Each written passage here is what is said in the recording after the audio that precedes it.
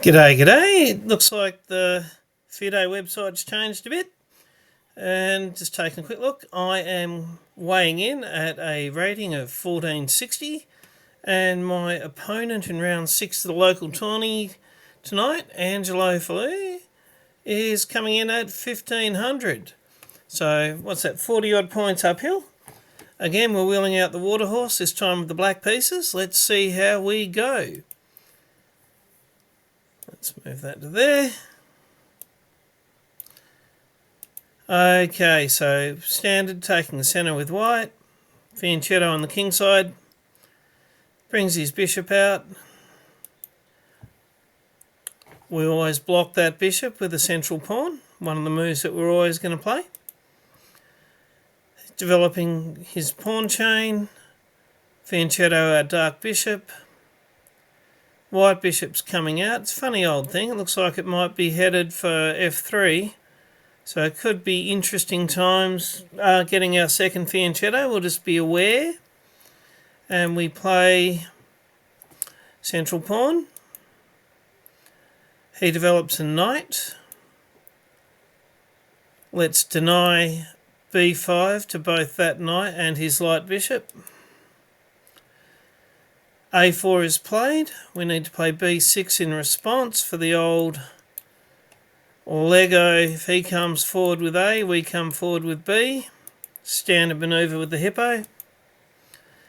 He has brought his bishop to that long diagonal and currently eyeing our rook. We need to move the rook.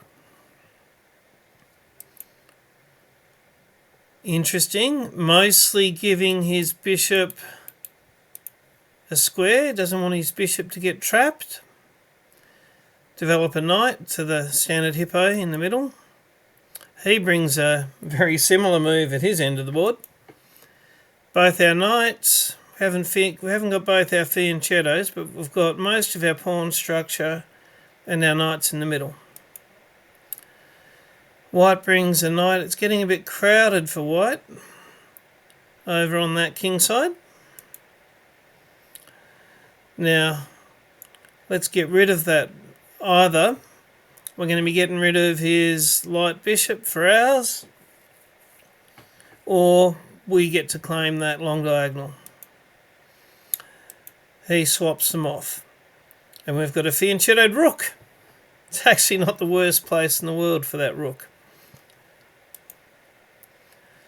He brings his knight into a nice central square. We ask that knight to leave that central square. Every pawn move makes a weakness, of course, and I'm almost regretting that we don't have that H pawn at H6. That might have been the smarter move to play before bringing the F pawn forward. I can pretend I was smart and setting a trap.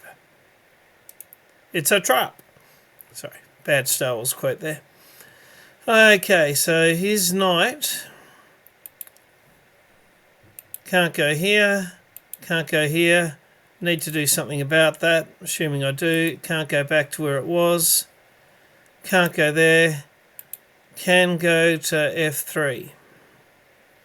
So let's bear all of that in mind. We've got to protect the e-pawn. Computer actually calls this a great move for whatever reason. Okay? Protecting. And now for the next little while, we are going to be keeping an eye on the f3, one of our checks. Because of course, be it a pawn, be it a queen, if anything other than that knight takes that square, we spring our trap. Queen comes to d2. I think I can have a queen on this diagonal. Just have to get the rook out of the way. Interesting idea. And yeah, spring the trap. I don't know if it was my queen lining up on the diagonal that tempted his queen out there, so well done to the lady. Because now that knight's got nowhere to go. Spring the trap. Okay, so he's moved a pawn forward. We take, look at the eval, it's there. Good thing he took with the bishop and not with the pawn. That would have been really bad. As it is, we've now got a buffer in the eval of a piece and a bit, 3.6 for black, and we see if we can take that through to the end. Let's open. Trades are good now. So let's let my queen look at his queen. I guess that's wise, not wanting to trade the ladies. Now that's threatening his bishop. Bishop can't go here because of the knight move. It can't take this. Can't come here. Can go to f4. Or, you know, he can just have it protected and leave it for a swap. But nope, we get another couple of pieces off. The more pieces we get off the board, the better, is the thought. Okay, now that's interesting. At the moment, I guess taking it with my pawn, getting a straight, but my king safety is kind of a little bit, might be ahead on material, but the king safety is a little bit dodgy. Anyway, I've come here. Now he can't take it with the pawn, or the rook takes his rook with check and gets the other rook. So that's something the pawn can't do it. Knight's protected by the king. Rook is protected by the bishop. The bishop's not actually protected by anything except by having that pawn in front of it. And I was a little bit worried at this point about, and you can see it's black's second best move, queen takes g6, because that pawn would be hanging in terms of the queen. And then I'd bishop to g8. Sorry, rook b to g8. Yeah, bring another rook in behind the bishop, lined up on the queen, because it's not actually check yet. And the fight would go on. But I was a little bit worried about it. But he actually castles. So it's now it would only be an exchange if I manage to get rook takes rook. Doesn't come with a check and getting the second rook. So what am I going to do with this tempo that I've just been given? Bit of a mistake. The game comes to 0.0. No, I'd think a little bit more about it. It's still a little bit of an advantage for black. And it's a hard move for a human to find. And I'm fortunate my opponent didn't find it. But believe it or not, his best move is to go down the exchange with rook takes h5. And then my best after the actual exchange is, it's a bit of a struggle around my opened up king. But opening my king up a little is his best move. But he really didn't see rook takes h5. So I'm a bit lucky there. Moved his queen across because, of course, the knight was threatening the queen square and these squares. The pawn's threatening this one. Bringing it in here, interesting. Then I did think if he brought his queen to here, that not a bad move would be the bishop, but really not, and anywhere along here, then I could get some sort of a knight move, and then the rook would be lining up on the queen wherever I took my knight, even if it was back here. But I'm lucky he's offered to trade the queens. Instead of going down the exchange, the queens come off. The more firepower, the more big firepower I can get off this board, the better, because I've got 1, 2, 3, 4, 5, 6, 7 pawns. He's got 4, 5, 6. 1, 2, 3, 4, 5, 6, 7. But my pawns are better. I've got one pawn island, and they're all connected, working with each other.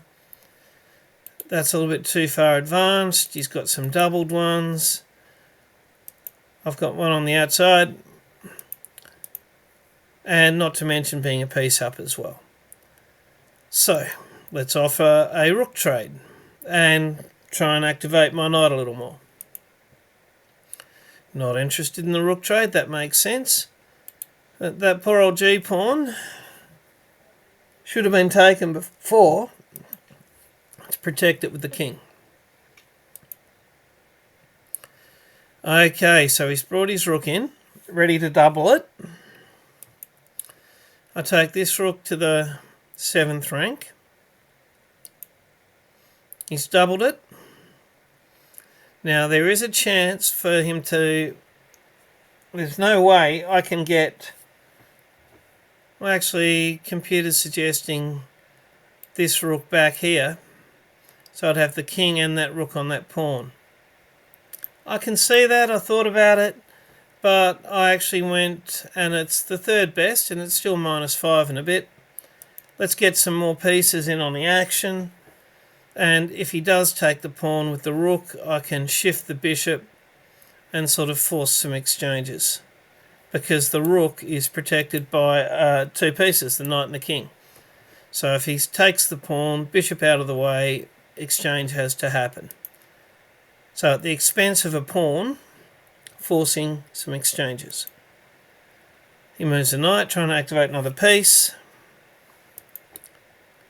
Okay, let's threaten the rook, and now I'm not even offering up the G-pawn for it. If he's to take the G-pawn now, I now have a rook and a king, so that's enough defence there. And just by the by, Rook 5 to G2 is his best move, but it's just playing into my hands. That's another exchange. Now we've got it down to 3 on 2, which is a lot more powerful than, 6 on 5. 3 on 2 is much better. He laughed at me a little bit after that move. What am I trying to do? Was thinking about the best way through. I'll line up a rook on his king.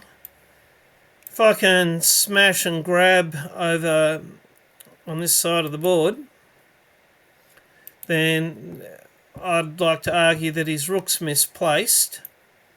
My bishop's actually fairly active, and if a few pawns disappear, then my knight can probably come in as well. That's the plan. So he's trying to get his king around and away from that sort of a thing happening. But in we go. Okay, he tries to lock it up, but with all the pawns lined up, he can't totally lock it up. So we take, he takes back, and I move the knight. Now have a look. It's probably not going to happen, but at the point in time, that knight has got a nice little bit of a night walk there, picking up 3 pawns. Again, I think my pawns are better. So what actually does happen after my knight move? I think that's the only move he could play to protect that c-pawn. So let's line up a rook on the c-pawn. Brings his king. Let's activate that knight. He threatens my knight. That's a nice little bit of an outpost for the knight, even if it's not a check or anything right at the moment. Okay, so it's a bit of a stalemate in there with these pawns on this side. So we can throw in a check. And I missed this, and lesson to self. I mean, the result in the end is going to be okay, but check for pins. Check for pins. Could have taken that pawn. As it turns out, we go for another check. The king comes that way. Bring the knight back to the outpost. I had actually hoped his king would go there, and then I'm sort of sitting there waiting on what he does this next move, hoping he won't move his king or his knight. because what's better than 3 on 2, which is like 1.5 times the pieces, would be 2 to 1. I'm hoping for a knight fork check. He tries to bring his rook round, which allows me to play the fork. He takes, I take, he brings his rook. I step to the side, threatening the base of this little Botvinnik grip cupola type thing. I know it's not in the middle, it's not Botvinnik, but he threatens my bishop. Now, this was a very interesting moment in the game, because I've been working on my end games, and it's a bit of a tough decision to say, I'm going to give you a rook and a bishop for a rook and a pawn. Why on earth would I do that? Well, it's an important pawn. Without that pawn, these two are stuck forever. The king can never come in. King can't come. It's not going to get to those. So if this pawn goes away, that's important. I've also got 4 pawns that can move, and they're versing white pawns which are only in 2 lanes. And my king is a lot closer than his king will end on b4 if I pull the trigger here. I think I can get my king around the back before he can get his, and I think I'll be able to win by promoting. So you'll see all of the suggested moves. Let's look at the 5.4 is the best, and they're all bishop moves. But I pull the trigger in a way that he has to respond because it's a check. I mean, sure, he could take my... No, he couldn't take my bishop. He pretty much is forced to take... And now let's remember, 5.4, I think the computer agrees with me now. Let's go back just to the actual move.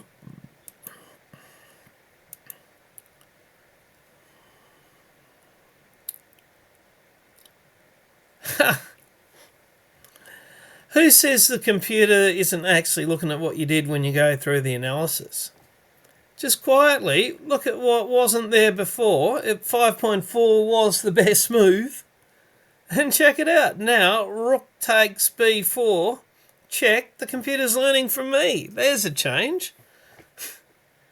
The computer is learning from the mathematical KM. Not a title, they're the initials. Minus 7.6 for the quarter rucksack. That's beautiful. Wasn't in the computer's best 3 moves. It saw me do it, and then it liked it. Okay, so we'll keep going with the game now. So bring the king. He's bringing his king. Let's try and smash through here. Bit of a waiting move.